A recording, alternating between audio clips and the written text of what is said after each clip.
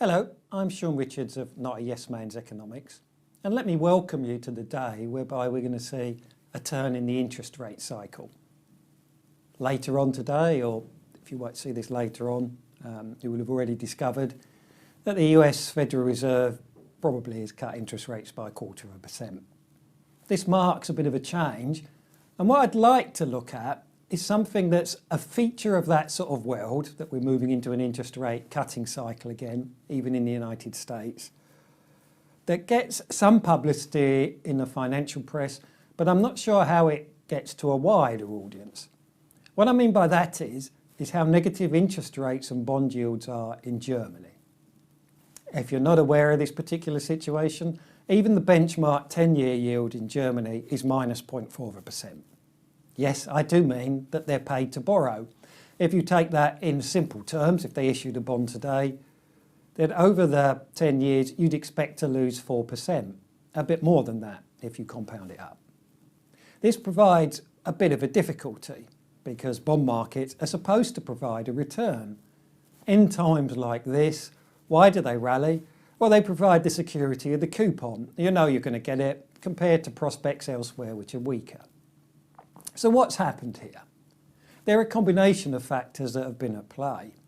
One of them is an increase in demand. This is another way of saying what's been called QE, or quantitative easing, by the European Central Bank, where it's bought quite a large amount of German government bonds. 517 billion euros worth at the last amount. If you look at the situation as to how many bonds there are, it's slightly complicated whether you split it between bonds and bills. But according to the German statistic offices, it's a bit over 1.5 trillion. So roughly, the ECB holds a third, a bit less than that. And here's the crucial bit, it's expected to start buying again somewhere after September. So you've got a lot more demand. Germany is running a fiscal surplus.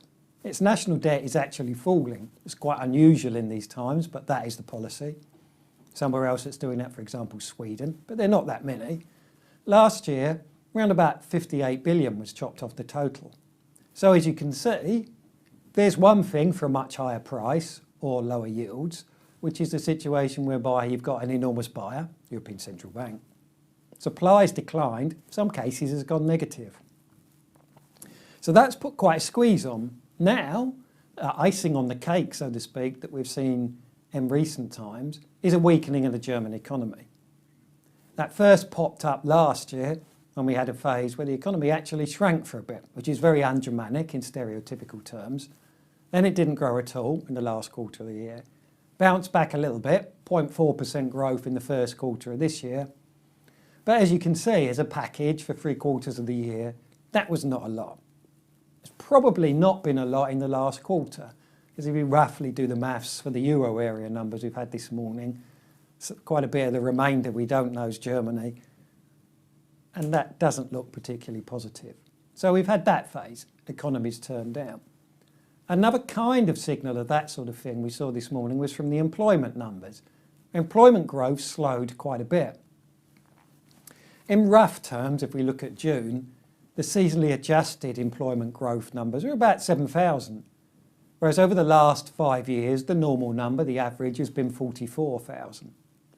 So again, another signal of a weakening economy. So this is the next bit that's been added onto it. What have we seen? Much higher demand, weaker supply, sometimes negative, and now the economy weakening as well, which is the only thing that will get more demand from the European Central Bank.